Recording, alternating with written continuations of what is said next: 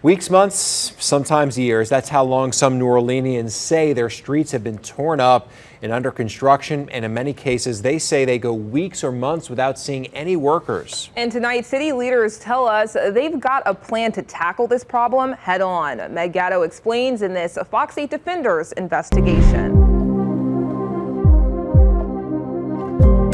From Uptown to the Carrollton neighborhood, Holly Grove to the 7th Ward, to New Orleans East. Not an area of the city spared when it comes to lagging road work and upset neighbors. It's kind of gross, you know. Patrick Washington says he's lived amongst these conditions on St. Anthony Street in the 7th Ward for 9 months. We essentially live on a dirt road. There's discarded construction equipment and the occasional broken water line. We had to make a makeshift deterrent for the water, so we just threw some trash on top of it basically to aim it towards Claiborne so it's not like flooding our property. In the Holly Grove neighborhood on Burdette, more running water flowing into a trench several feet deep. This has actually been going on for quite some time. We didn't see any crews around to stop this or even to secure the site to make sure people don't fall in. Over on Sycamore off of Carrollton. Are you worried about the structural integrity of your house? Oh, of course. Why? The cracks, the vibrations. Neighbors do see activity, but it's been going on for months with no clear end in sight.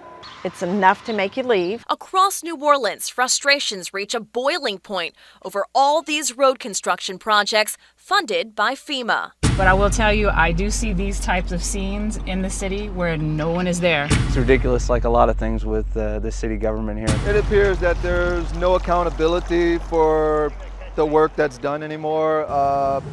There's intermittency in the work being done, so it seems as if they try to do it in phases. With so many unhappy neighbors. I know we're not the only people dealing with this, but you know, it's just, what are we paying taxes for? That's what I wonder. And countless complaints to the Fox 8 Defenders, we took the concerns to the city. So the neighborhoods that, started construction over a year ago, and then neighbors say they didn't see any work for months and months and months.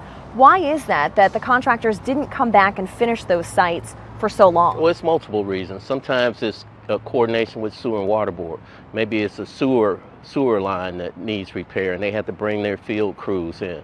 And like I say, we only have so many crews to do so much work, and it was unsuspected of the capacity we needed to do this massive amount of work right now. The acting director of Public Works admits the way the city doled out the road work contracts to get as many projects started as possible wasn't efficient.